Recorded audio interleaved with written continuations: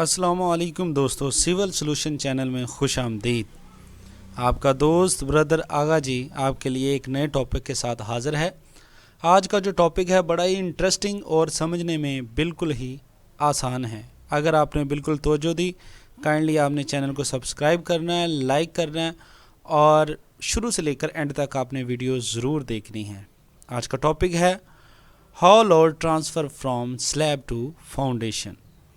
जो स्लैब का वज़न है, मतलब कि छत का जो वज़न है, वो कैसे ट्रांसफ़र होता है उस स्ट्रक्चर की फाउंडेशन तक, कैसे ट्रांसफ़र होता है और फाउंडेशन से वो ट्रांसफ़र होता है सॉइल तक।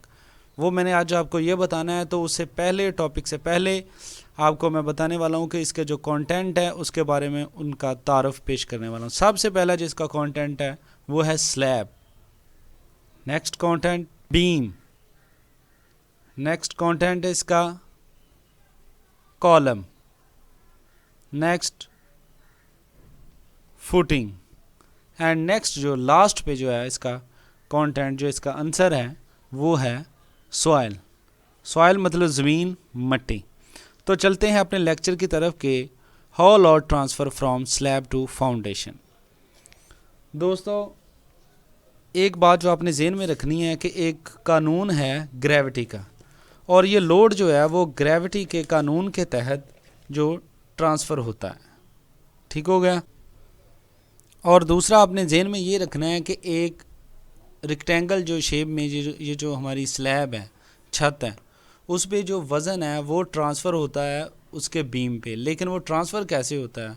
वो टोटल जो वज़न है इकट्ठा तो उस पर ट्रांसफ़र नहीं होता, वो ये ट्राइंगल की शक्ल में जो है वो शिफ्ट होता है, वो ट्रांसफ़र होता है। यानी ग्रेविटी का असूल है जिसके तहत ये छत का सारा वज़न जो है वो फाउंडेशन तक मुंतकिल होता है, और जो उसका छत का जो वज़न है वो जब अगले कंटेंट तक शिफ्ट होता है तो वो ट्राई एंगल्स में शिफ्ट होता है। ठीक है। सबसे पहले मैं आपको एग्जांपल के तौर पर ये बना के दिखाता हूँ कि ये एक स्लैब है। ठीक होगा। ये स्लैब और ये स्लैब के कॉलम हैं। ये इसके कॉलम बना दिए। कॉलम के साथ ये नीचे इसकी फाउंडेशन है। फाउंडेशन जो है इसकी मुख्तलिफ़ टाइप्स की हो सकती हैं। इंशाल्लाह नेक्स्ट वो भी लेक्चर बनाऊंगा कि फाउंडेशन जो है वो कितने टाइप की और किस टाइप की होती हैं और ज़्यादा बेहतर कौन सी है। ठीक होगा।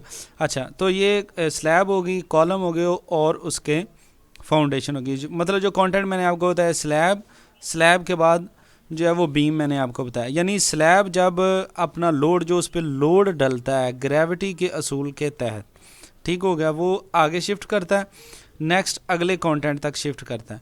लेकिन ये शिफ्ट होता है, ये मैंने आपको पहले भी बताया कि रेक्टेंगल की शेप में ये शिफ्ट होता है। छत का जो वज़न है वो शिफ्ट होता है बीम पर। ये बीम है, छत का वज़न होता है जो शिफ्ट होता है सबसे पहले बीम पे शिफ्ट होता है, और फिर बीम इसको शिफ्ट करता है कॉलम पे। जो इसमें कॉलम लगे हुए हैं वो उस कॉलम पे बीम सारा लोड शिफ्ट करता है, और कॉलम के थ्रू ये ट्रांसफ़र होता है इस पूरे स्ट्रक्चर की कॉलम की फाउंडेशन तक। ये फाउंडेशन पे आता है, और फाउंडेशन के बाद ये जो मुकम्मल लोड है, जो मुकम्मल लोड इस स्ट्रक्चर का मुकम्मल लोड है इस बिल्डिंग का, सारा शिफ्ट हो जाता है सॉइल पर, सारा ज़मीन पर शिफ्ट होता है। और इसके लिए आप दोस्तों को पता होगा कि बेरिंग कैपेसिटी टेस्ट जो है ना, वो किसी भी बिल्डिंग को बनाने से पहले उसका, उस ज़मीन का बेरिंग कैपेसिटी टेस्ट किया जाता है। बेरिंग कैपेसिटी टेस्ट से मुराद यही है कि यही पता करना होता है कि ये जो हमारा बिल्डिंग का जो लोड है, जितना लोड मतलब उस वो बिल्डिंग का होगा, आया कि वो सॉइल जो है उसको बर्दाश्त कर सकती है कि नहीं। अगर उसका लोड बिल्डिंग जो बेरिंग कैपेसिटी का, मतलब जो बेरिंग कैपेसिटी है उससे अगर ज़्यादा होगा, उसका लोड उसका ज़्यादा होगा, तो वो जो स्ट्रक्चर होगा, बिल्डिंग होगी, वो फेल होगी। लेकिन अगर बेरिंग कैपेसिटी बेहतर होगी, ज़्यादा होगी, और उसके लोड से ज़्यादा होगी, बेरिंग कैपेसिटी उसके लोड से ज़्यादा होगी, तो वो हमारा स्ट्रक्चर बिल्कुल बेहतरीन और काफ़ी देर तक चलने वाला होगा। तो दोस्तों, आप दोस्तों का बहुत शुक्रिया चैनल्स देखने का। इस वीडियो को काइंडली लाइक करें, सब्सक्राइब करें। इंशाल्लाह नेक्स्ट लेक्चर के साथ हाज़िर होंगे, तब तक के लिए अल्लाह हाफ़िज़।